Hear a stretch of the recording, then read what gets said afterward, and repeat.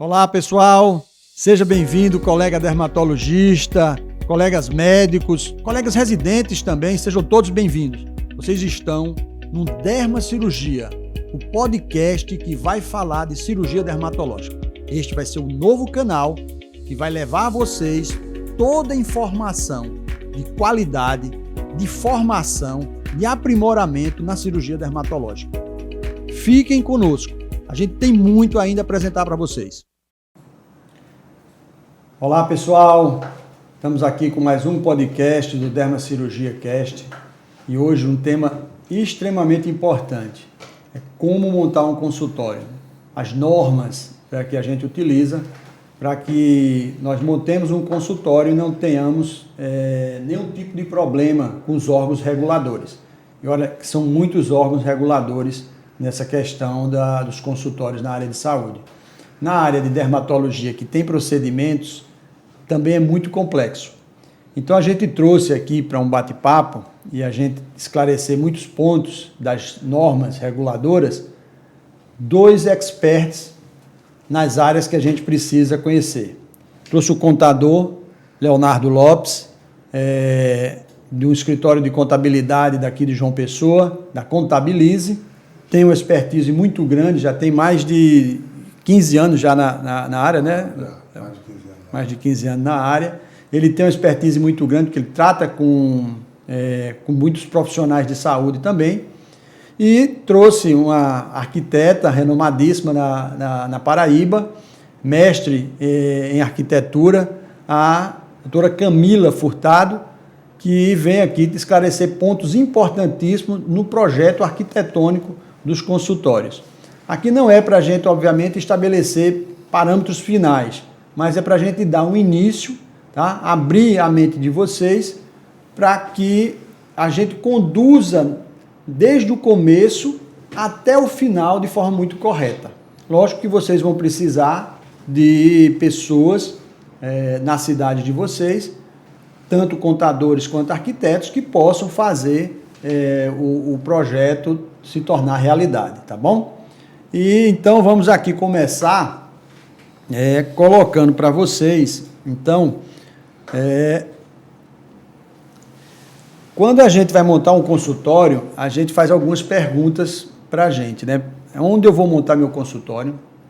É muito importante. Isso aí é o público que eu quero atingir. Eu vou trabalhar com que público? Um público que por plano de saúde, um público particular, um público de classe A, um público de classe C e B, né? Então a gente tem que também pensar na localização adequada para aquilo que eu quero oferecer para as pessoas. Esse é um ponto importante. Não basta só a gente pensar nesse local, nesse público. A gente tem que saber também se dentro do planejamento da cidade é possível, naquele local, né, Léo, fazermos o consultório. Como é que funciona isso? Existe uma regra? Bom, existe uma regra, porque o zoneamento das cidades e alguns locais eles não aceitam que seja aberto algumas clínicas ou algum tipo de empresa daquilo ali. Então, o primeiro ponto é você saber se naquele local que você escolheu, você pode abrir o seu consultório, a sua clínica. Esse é o primeiro ponto, é o ponto inicial, tá? Como é que você consegue fazer isso? Com o número de inscrição do imóvel junto à prefeitura, tá? Tirando uma certidão chamada certidão de uso do solo. Tá? Uhum. Com essa certidão, eles dizem a você se tem ou não condições de você abrir o seu consultório, a sua clínica lá naquele local. Esse é o primeiro ponto, é o ponto inicial. Eu acho que o arquiteto ele pode auxiliar também nesse sentido, porque na realidade aqui no Brasil a maioria dos cursos é arquitetura e urbanismo. Isso. Então a gente trabalha também com essa questão de uso e ocupação do solo, zoneamento urbano. Então, antes de você ter todo esse trabalho de ir até a prefeitura, nós temos instrumentos disponibilizados, inclusive pela mesma, certo? Onde a gente analisa mapas de uso e ocupação, zoneamento urbano, código de urbanismo da cidade, e a gente já é capaz de dizer se naquela região ali é possível ou não abrir um estabelecimento de saúde, certo? Eu acho que um segundo ponto também a ser analisado, né, após você já ter em mente, ou mesmo se você não tem em mente, a gente pode dar uma analisada nesses mapas e dizer quais áreas que são possíveis. Mas o segundo ponto também é analisar o público-alvo, né? Não adianta nada você ter em mente que você vai abrir um consultório, imaginando um tipo de público, mas a região onde você vai implantar aquele consultório não atende aquele público ou fica muito distante do público que você quer atingir. Eu acho que isso é um ponto interessante também de se analisar, sabe?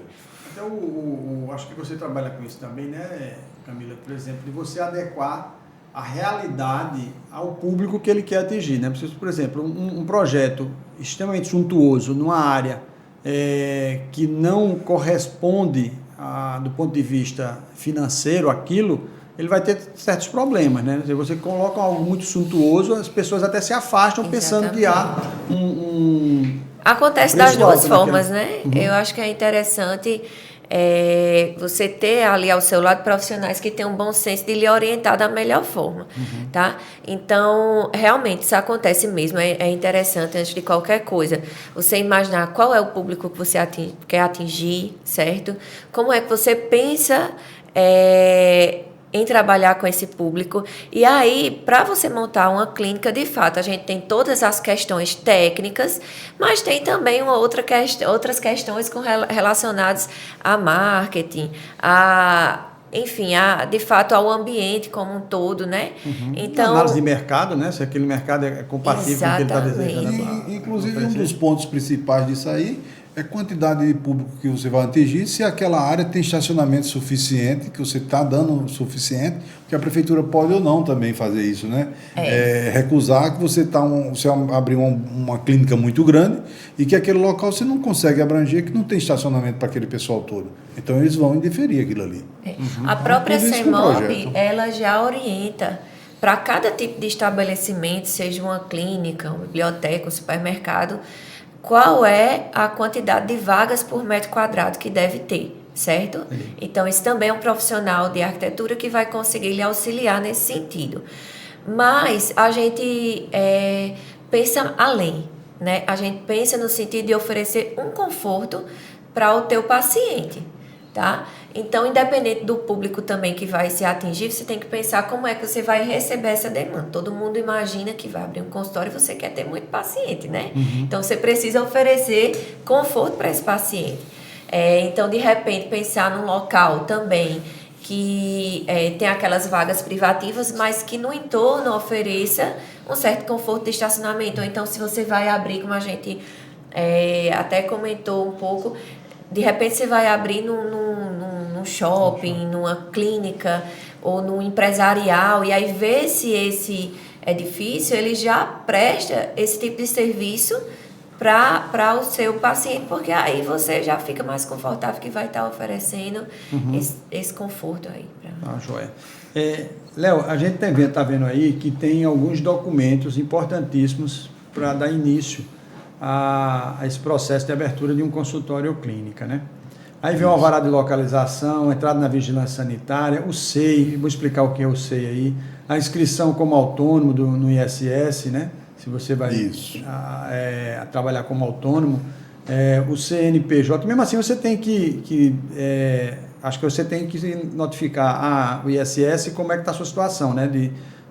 Vamos supor que você tem uma empresa, mas você precisa mesmo na empresa, como pessoa jurídica, você precisa não passar para o ISS que você é só pessoa jurídica ou não? Não, isso aí é mais um planejamento tributário, tá? Entendi. Isso é um planejamento tributário, porque é o seguinte, se você vai abrir seu consultório como autônomo, você só precisa da inscrição do ISS junto à prefeitura e seu SEI, tá? Você não precisa do restante dessa documentação, a não ser, obviamente, o alvará de localização como pessoa física, tá? Eu digo sempre que é um planejamento tributário, porque você imagine que uma pessoa física vai pagar 27,5% do imposto de renda, tá? Em cima de dos pacientes que ele tiver acima do teto. Então, 27,5%. Quanto à pessoa jurídica, tá? Ela começa com 16,33 se for uma tributação. Simples. Não, é a tributação que eles chamam de... Como é que eu digo? Não é nem do simples, é a outra, tá? Lucro presumido? Lucro presumido, tá? O lucro presumido.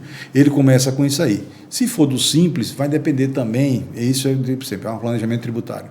Se for para o simples, vai depender da quantidade de funcionários que você tenha. Por quê? Porque se você tiver uma quantidade de funcionários suficiente, conjunto com seus prolabore, tá? Dos sócios, ultrapassar ou alcançar os 28% do faturamento, o ideal é no Simples Nacional, porque você não paga a parte patronal em cima da folha e só em cima do seu faturamento. Então, você cai de 16,33%, você cai para 6%, começa com 6% e vai crescendo de acordo com isso aí. Então, você tem um planejamento muito bom, ou seja, tem um valor muito bom de imposto a menos a pagar. Tá? O SEI, isso é para quem é autônomo. Como você não tem um CNPJ, você tem que abrir um SEI, porque seu funcionário você é vinculado ao SEI, que é o cadastro, tá? É como se fosse empresa individual, tá? Isso aí. E você, colega médico, quer ir muito mais além da medicina estética? Cirurgia dermatológica vai proporcionar isso a vocês. Nós preparamos uma Masterclass avançada, é gratuita, e para se inscrever, vai no link da bio ou no QR Code que está aqui na sua tela. Vamos conosco. O CNPJ aí não, isso é quando você constitui a empresa, aí você tem que fazer um contrato social, tá?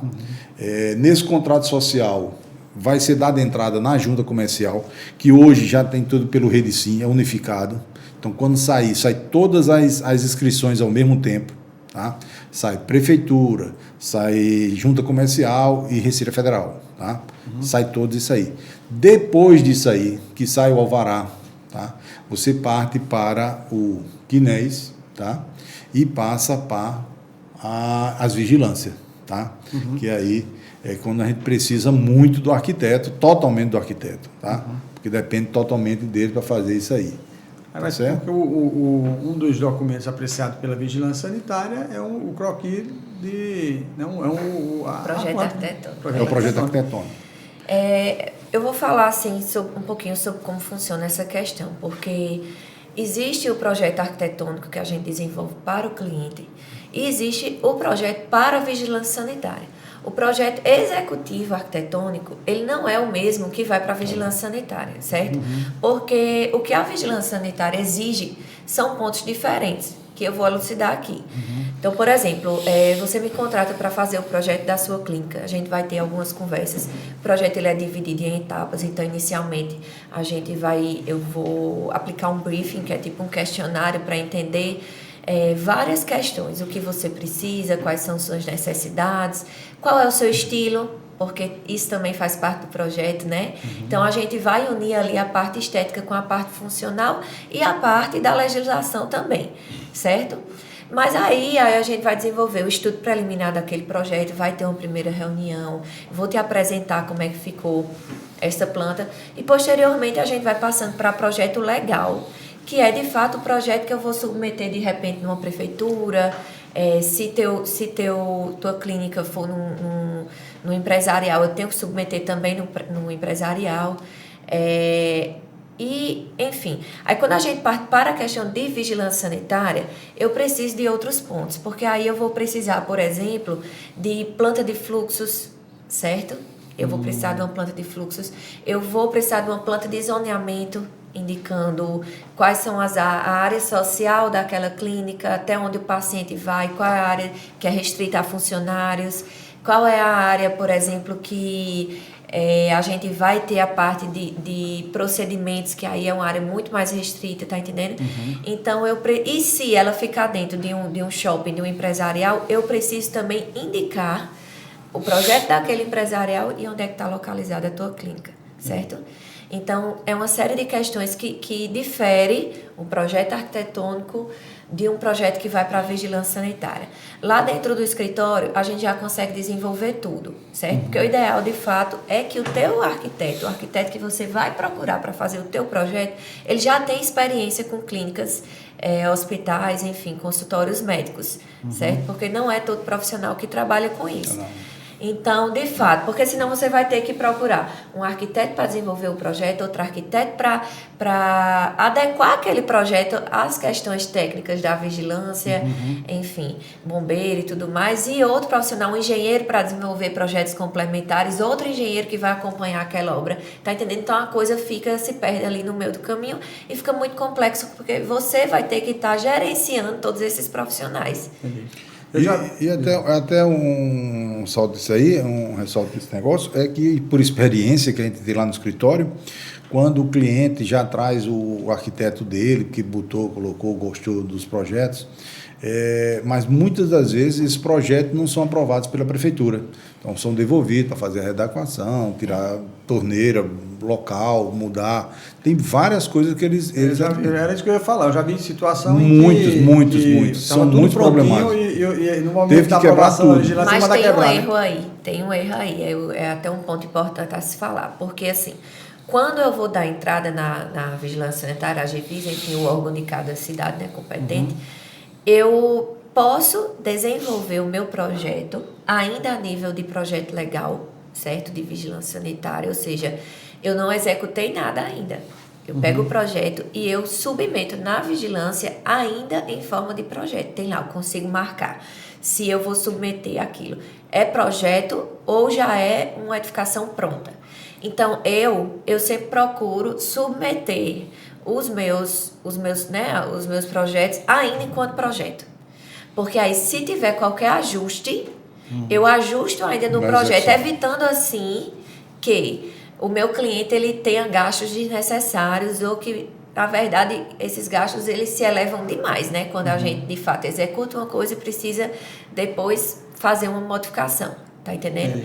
Então, o que é que eu faço? Eu primeiro desenvolvo o projeto ainda em nível de projeto legal, desenvolvo a parte de projeto de vigilância sanitária, submeto no órgão, ainda enquanto projeto, recebo todas as orientações que são necessárias, como eu já oriento o meu projeto de acordo com as normas técnicas, né? A RDC 50, a NBR 9050, que é de acessibilidade, então eu já desenvolvo tudo de acordo com as normas, geralmente são poucos ajustes, certo?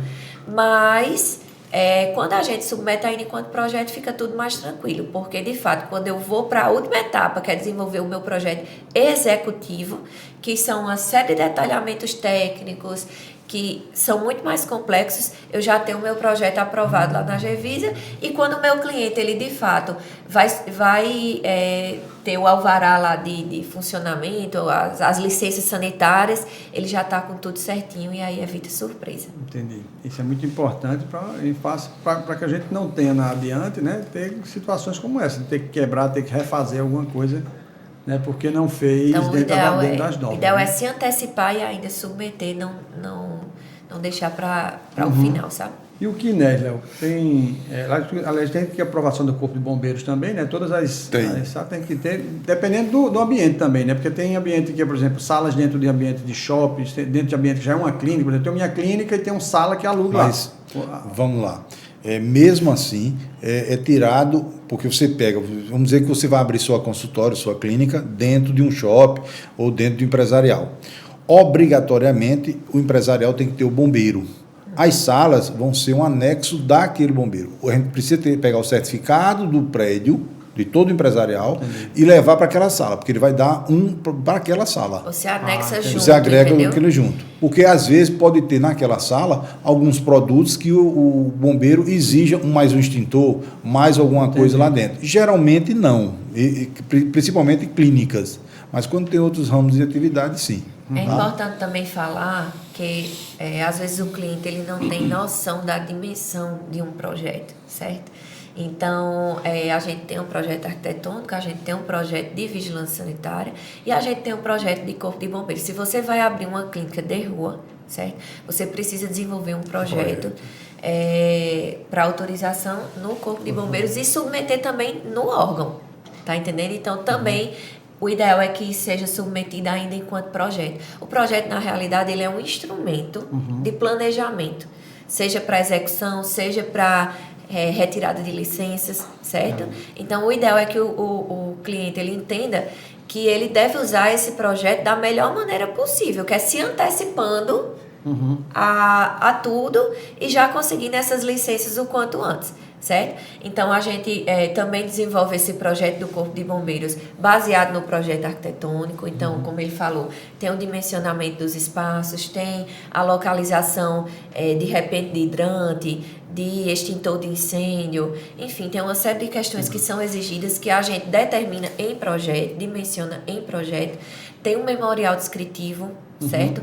Tanto para a vigilância sanitária quanto para o Corpo de Bombeiros. Então, são instrumentos diferentes. Por exemplo, no memorial descritivo para a vigilância sanitária, eu anexo junto ao projeto de vigilância sanitária a descrição dos materiais. Então, qual é o tipo ideal de piso, qual é o tipo ideal de tinta que eu vou aplicar na parede, o tipo ideal de aplicação de tinta, qual o forro que eu vou utilizar, certo? A bancada, móvel. Então, eu tenho que especificar todo esse tipo de material.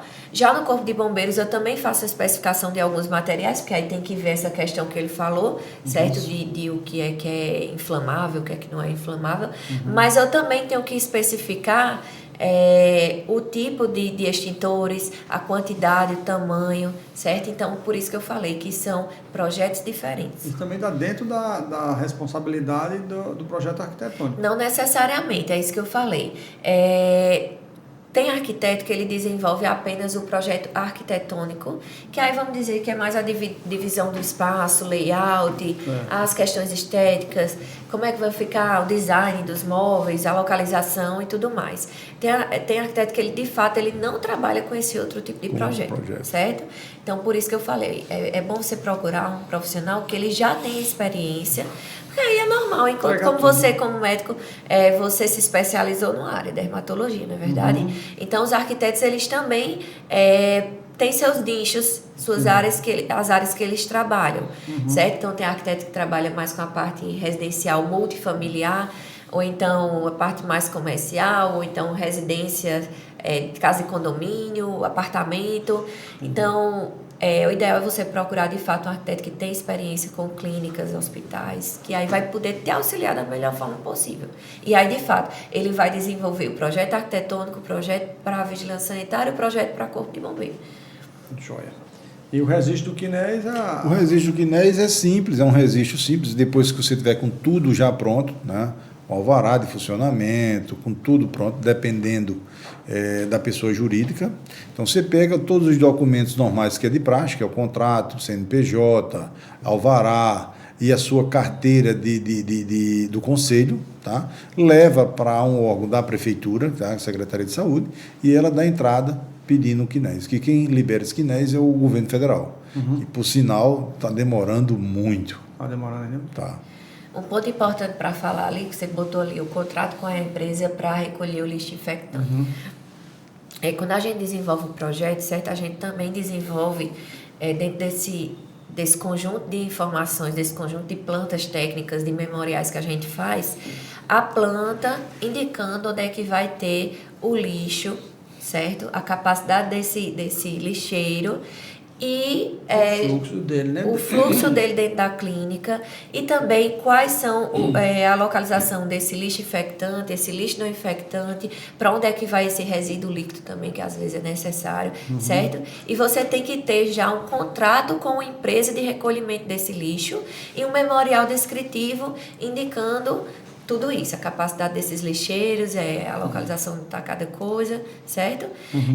Um outro ponto também importante, que eu acho que a gente vai falar um pouquinho mais na frente, mas é porque tem a localização indicada para essas caixinhas, o lixo infectante, ele tem uma caixinha específica, né, que ela é amarela, e ela tem um posicionamento que é ideal ser colocado para no final ser recolhido e destinado ao local certo. Então, quando a vigilância ela vem depois de aprovado lá enquanto projeto, aí você chama a vigilância para aprovar a edificação como um todo, ela vai analisar esse tipo de ponto, certo? Entre outras coisas, como por exemplo a localização lá do álcool em gel, sabonete líquido, lencinho, tudo mais. Vamos aqui. Então, quanto ao imóvel, né, a gente já viu que pode ser numa sala comercial, dentro de um ambiente já propício para essas atividades. Pode ser uma sala comercial onde já tenha know-how na área de saúde, né? Por exemplo, a gente tem alguns prédios que são voltados para clínicas, para consultórios, né? E tem também, a gente pode ter esse imóvel, a clínica, o consultório, numa casa, né? Isolada de um... Tá? Então, as exigências podem mudar um pouco em relação a isso.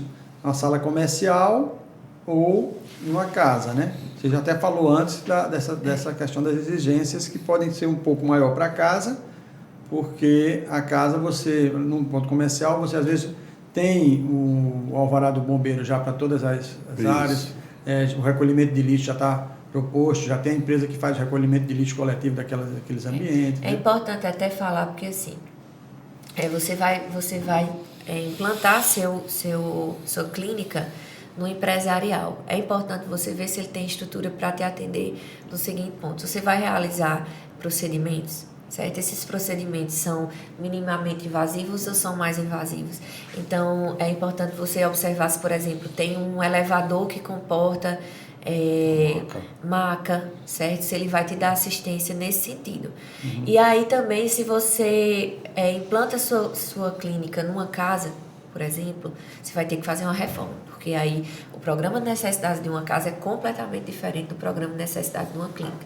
Então, você vai ter que reformar essa casa. E você vai ter que atender às normas de acessibilidade, certo? Muitas vezes a gente pensa que norma de acessibilidade é só ter uma rampa, mas não é só isso. A acessibilidade atende a diversos fatores. Então, por exemplo, atender a uma grávida, se aquela escada, aquela altura da escada, a inclinação da rampa não é só para cadeirante, é para uma grávida, é para uma pessoa com uma necessidade especial, é acessibilidade visual, auditiva, entendeu? Então, você atender a norma de acessibilidade não é só você colocar uma rampa, é você sinalizar o seu ambiente de acordo para que qualquer tipo de paciente ele consiga se orientar.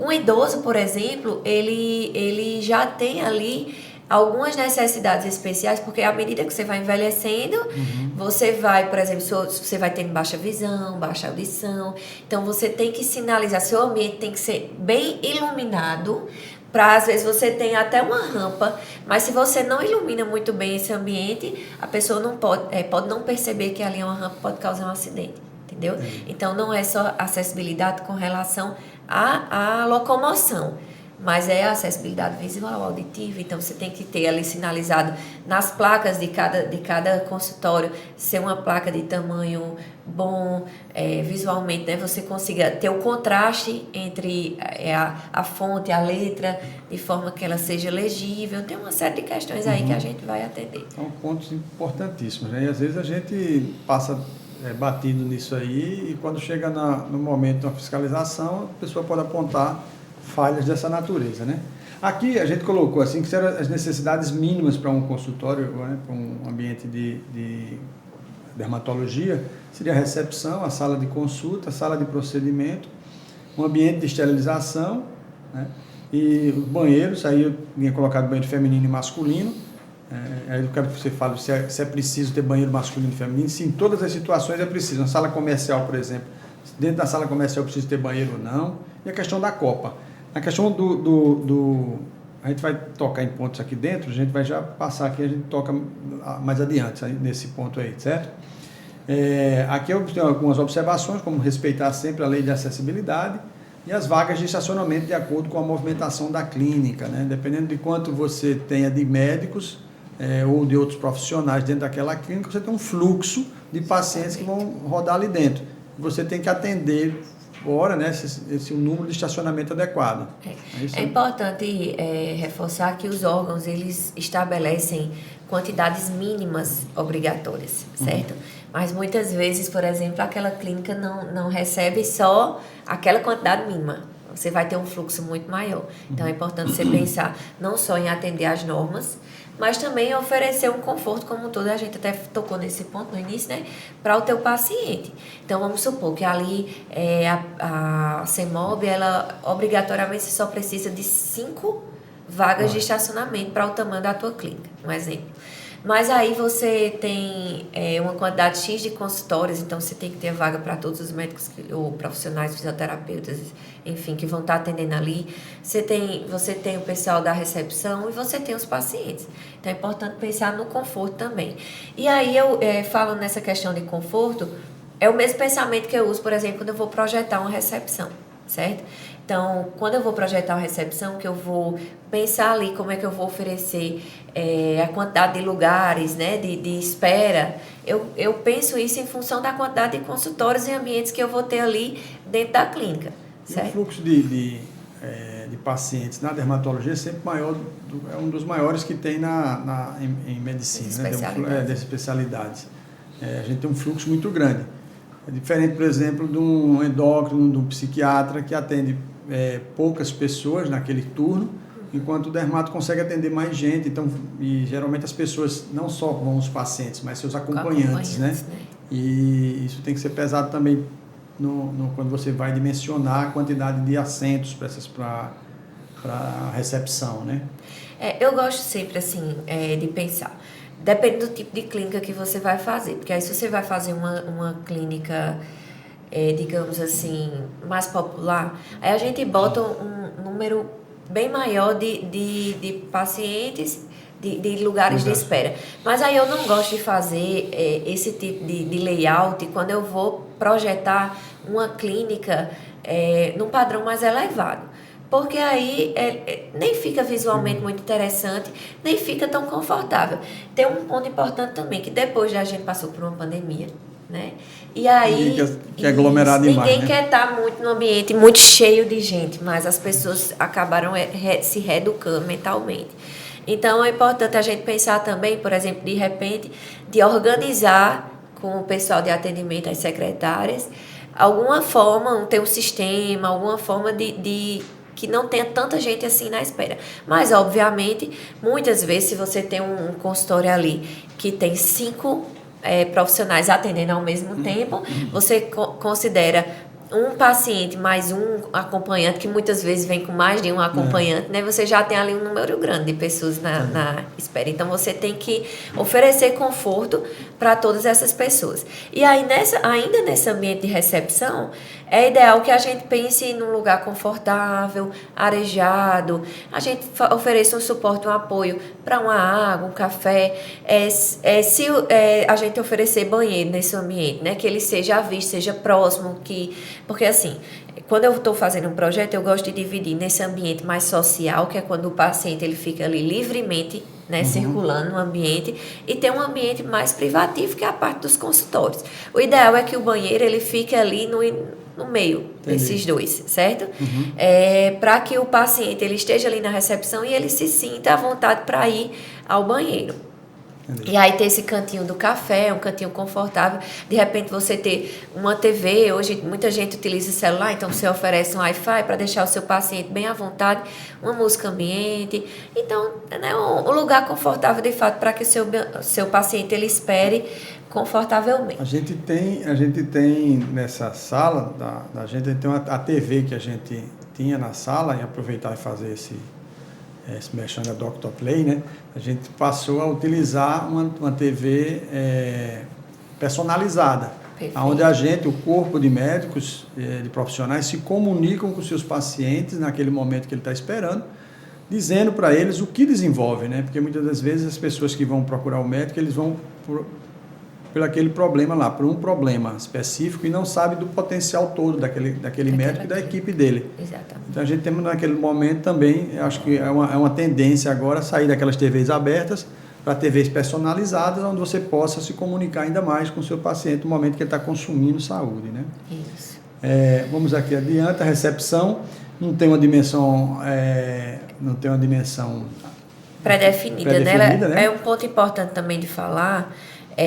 A gente não tem dimensão pré-definida, mas como eu falei, é bom calcular a capacidade de atender essa espera, certo? É bom deixar também um espaço para cadeirante, enfim, você não botar só cadeiras. Hoje em dia também a norma de acessibilidade, ela prevê espera para pessoas obesas, certo? Então você não tem um dimensionamento da cadeira e a capacidade da cadeira também para pessoas obesas, certo? E aí, isso também corresponde para o banheiro. Não é ter um banheiro masculino e um feminino, é ter um banheiro acessível, certo? Então, tem o dimensionamento da porta, tem a localização das barras de apoio, tem a circulação dentro desse banheiro para um possível paciente cadeirante, tá entendendo? Isso vale também para a recepção. O dimensionamento da recepção, você tem que considerar circulações acessíveis, certo? As circulações entre as cadeiras, a circulação da porta de entrada até o local da recepcionista, até o local do café, até o corredor que vai dar acesso aos consultórios. Então, é muito mais com relação a isso, a ter uma circulação confortável para todo e qualquer tipo de paciente. Joia. E depois eu vou voltar para ti, Léo, para uma pergunta que é sempre muito importante. Qual vai ser a melhor... no final a gente faz isso. Qual vai ser a melhor opção tributária para quem quer abrir uma pessoa jurídica? Vou fazer um comentário rápido depois no finalzinho aqui, a gente já está perto de finalizar. Isso aqui é uma proposta, obviamente, não é nada, não é uma sugestão para a pessoa fazer dessa maneira, mas é uma ideia de como deve ser, né? A ilustrar, né? É que tem uma recepção, a área do consultório, né? E a recepção, como você falou, né? Essa acessibilidade aí, ó, essa circulação, as cadeiras confortáveis, isso é muito importante. Veja que já tem ali a cadeira do cadeirante ali, ó. Tem um cadeirante lá, né? Um espaço do cadeirante, né? Para que a gente mantenha essa questão da acessibilidade. Toda a infraestrutura, né? Para uma aguinha, um café. Exato, né? A sala de consulta, aí a sala de consulta já tem uma dimensão mínima, né? Para aprovação, certo? Para que não fique dado também muito estrangulado, também não tem a acessibilidade, tem que ter acessibilidade mantida também dentro da sala de consulta, com né? certeza. Certo? É importante, como eu falei, são dimensões mínimas, mas aí você tem que conversar tem que haver uma conversa entre o profissional e o arquiteto para que, de fato, isso seja atendido da melhor forma possível. Por exemplo, eu já tive um caso de um cliente que ele disse que sempre os pacientes deles vão acompanhados de muita gente. A especialidade dele vai... Então, assim, só esse posicionamento de ter uma cadeira do profissional e duas cadeiras para um paciente, um acompanhante, não era suficiente para ele. Então, a gente teve que colocar mais um sofazinho, um ambiente de espera, né? Sim, dentro da sala. Dentro da sala. Entendi. Dependendo também porque você colocou a maca aí. Eu gosto sempre de projetar a minha maca, certo? E dentro da maca aí eu já boto uma série de coisas, que a escadinha para subir embutida ali, que não fica tomando espaço. Que não vai a escadinha, já não interfere nessa circulação acessível. Enfim, os locais para guardar todo tipo de equipamento que é necessário para atender o médico. Tem que ter na sala de consulta, tem que ter um lavatóriozinho de mão, né? É obrigatório. Muitas vezes perguntam, mas eu só faço consulta. Mas pelas normas técnicas, qualquer tipo de consultório é obrigatório ter uma pia, certo? E não só a pia, aí vem uma série de questões. Tem as questões dos lixeiros, do álcool em gel posicionado lá na localização correta, então tem uma série de questões, certo? E muitas vezes hoje o médico ele precisa de ter, os receituários hoje já são digitalizados, né? Então você quer ter ali à mão já um localzinho para impressora, de repente, dependendo do que você vai atender, um frigobar, certo? A mesa, aí eu gosto de dividir assim, até fiz um post no meu Instagram falando um pouquinho sobre isso. Gosto de dividir o consultório em duas partes, certo? A parte de atendimento inicial, que é quando você recebe o paciente ali na sua mesa, você vai conversar um pouquinho com ele, e a parte de examinar o paciente. Hoje eu tenho notado uma tendência muito grande, quando o espaço permite, obviamente, de a gente ter uma divisória. Até para dar um pouco mais de privacidade, Muitas vezes o paciente vai acompanhado, o médico vai ali examinar o paciente, ele quer um pouco mais de privacidade, certo? Então, é um ponto importante a se falar de que quando a gente, de fato, setoriza isso dentro do ambiente, é importante você pensar nos fluxos. Então, se eu tenho um médico atendendo, aí como no caso desse que você colocou, né? O médico atendendo ali na cadeira, eu já tenho que colocar o sentido do fluxo dele, ser linear de onde ele vai estar atendendo, para onde ele vai lavar a mão, para onde ele vai receber o paciente dele. A mesma coisa, o paciente tem que tá sentado na cadeira e aí ele vai para o local onde ele vai ser examinado. Imagina se eu boto essa pia do outro lado. Aí eu vou ter um contrafluxo e se atrapalha demais na hora de receber o teu paciente, fica desconfortável, tá entendendo? Entendi. Então é importante pensar nisso também. Joia. A acústica também eu tenho colocado aqui, a questão da acústica, porque já fui atender em algumas situações, muitos anos atrás, em locais que eram meia parede. O consultório estava em meia parede, então as pessoas escutam a conversa um do outro, então é um negócio, né? Já existe lei para isso, né? Para garantir a privacidade do paciente, das informações. A sala de procedimento também tem uma dimensão mínima na sala de procedimento. Esse conteúdo vai estar disponível em PDF também para as pessoas. Vai estar disponível também para vocês um e-book com toda a normatização para abertura do consultório, tá? Com todas essas normas, com o que a gente falou por aqui. Vai estar disponível também para vocês. Deixa eu até abrir um parêntese aqui, Otávio. Com relação a essa sala de procedimentos, não é só questão de dimensionamento mínimo, certo? Eu tenho que ter também o tipo de pia, o ideal, até o tipo de torneira, o ideal é que seja por sensor, para que você não toque na torneira. O tipo de piso, então eu não posso ter um piso poroso, em hipótese alguma. Se você vai usar, por exemplo, bisturi elétrico, o ideal é que eu use uma manta e um piso anticorrente, certo? Que os cantos desse piso eles sejam boleados. Eu não posso ter uma quina, né, em 90 graus, tem que ser boleada. A mesma coisa para o forro.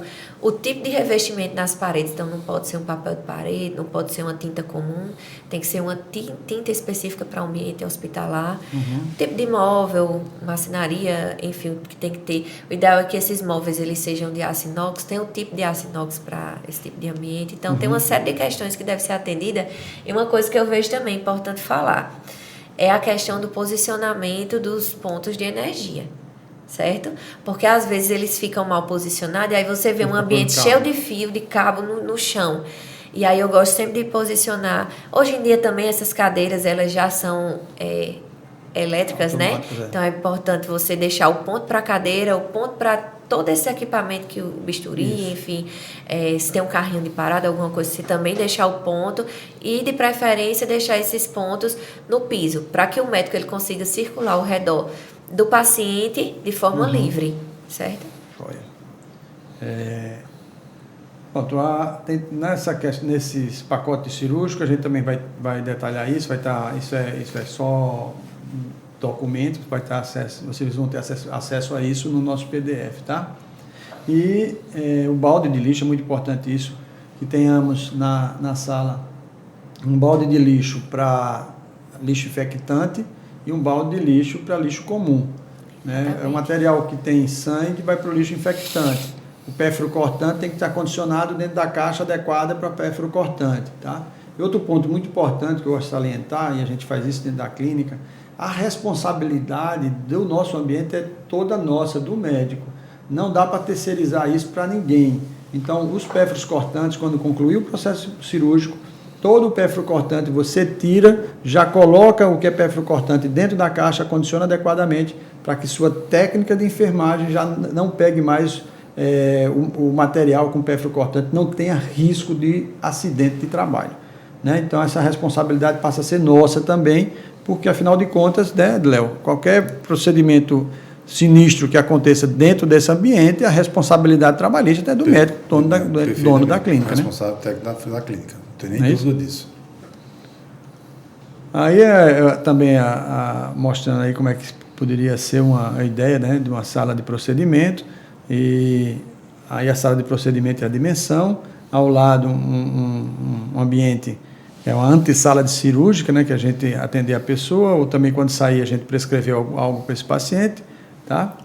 E aqueles locais menores ali, acima, são os locais de esterilização, de lavagem e esterilização. O autoclave tem que estar num ambiente diferente, eles não se comunicam, a separação ali por vidro, tá? Aí tem um ambiente onde você vai pegar todo esse material cirúrgico, né? Vai levar para um ambiente para fazer a lavagem. Isso. E aí depois você vai levar para um ambiente para fazer a esterilização. É importante ter o dimensionamento dessa bancada. Eu sempre peço para o médico a gente já alinhar. Porque, por exemplo, as autoclaves, elas têm dimensionamentos variados. Exatamente. Né? Dependendo do tamanho da autoclave, né? Eu tenho que dimensionar essa bancada de acordo com o tamanho da autoclave. E até na área de lavagem, Camila, você tem hoje o ultrassom, que é uma máquina para fazer lavagem dos equipamentos, você tem o equipamentozinho que faz o fechamento dos pacotes cirúrgicos, né? Então tem que colocar tudo para você olhar sobre qual é o tamanho desse. Exatamente. E o que tem tamanho diferente também, viu? No meu projeto ele já vai localizado, já vai ali a projeção daquele equipamento com a numeração indicando qual é o equipamento e qual é o dimensionamento dele.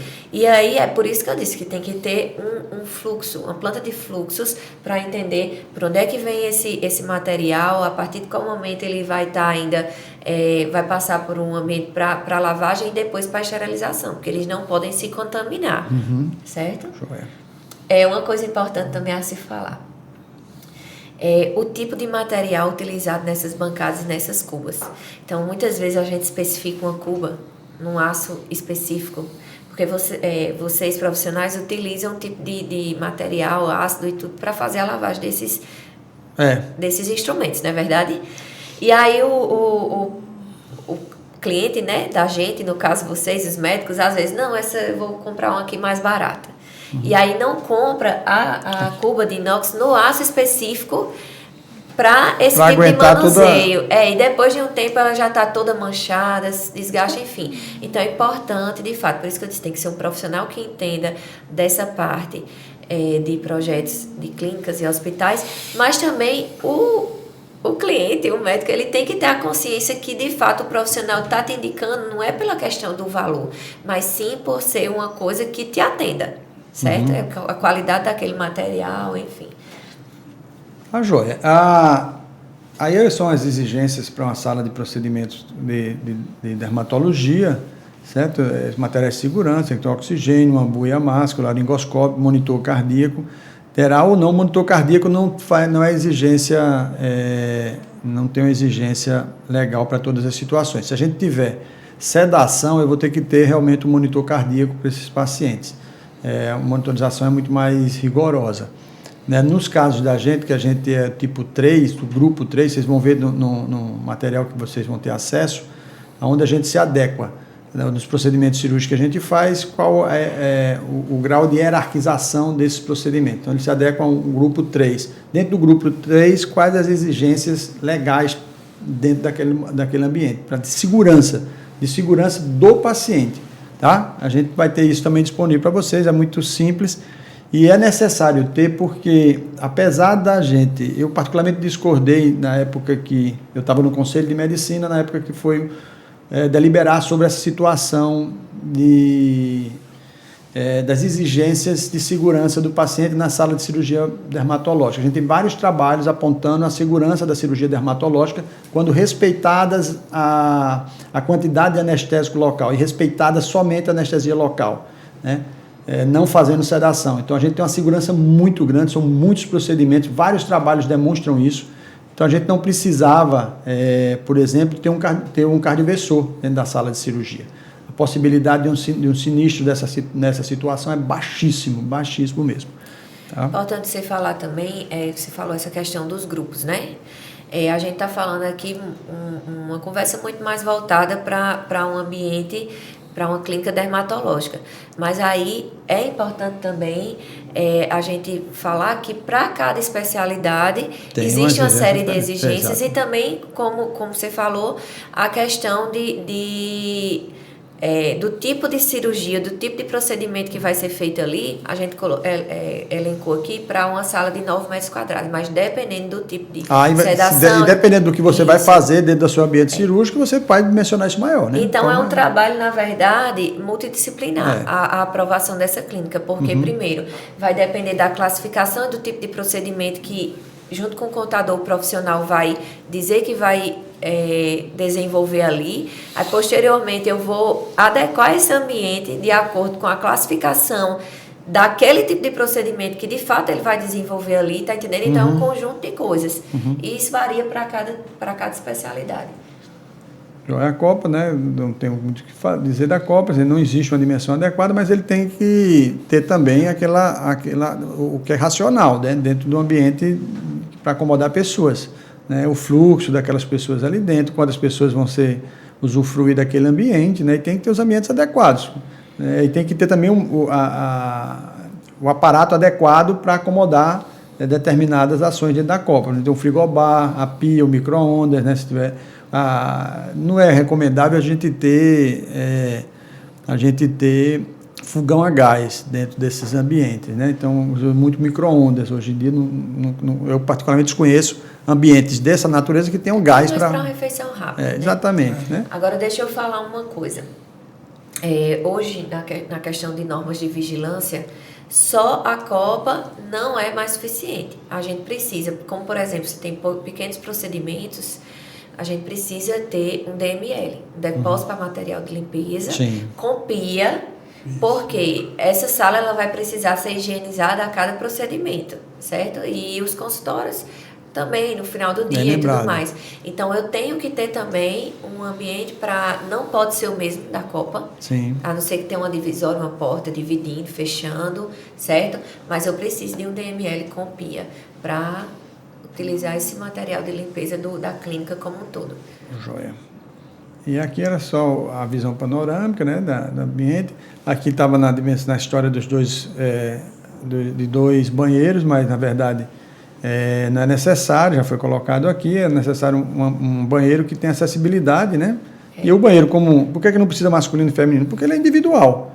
Né? Então não há necessidade, não é um banheiro coletivo, né? Eu posso ter um banheiro normal, mas obrigatoriamente eu tenho que ter um banheiro acessível. Esse banheiro acessível tem um dimensionamento mínimo da porta, que é para circular um paciente com necessidades especiais. Não são cadeirantes, mas qualquer tipo de paciente. Às vezes ele tem um andador, às vezes é um paciente obeso, certo? Essa porta ela tem que abrir para fora, porque a circulação dentro do banheiro ela tem que estar livre, certo? Eu tenho que ter as barras de apoio, a pia ela tem que ser elevada, certo?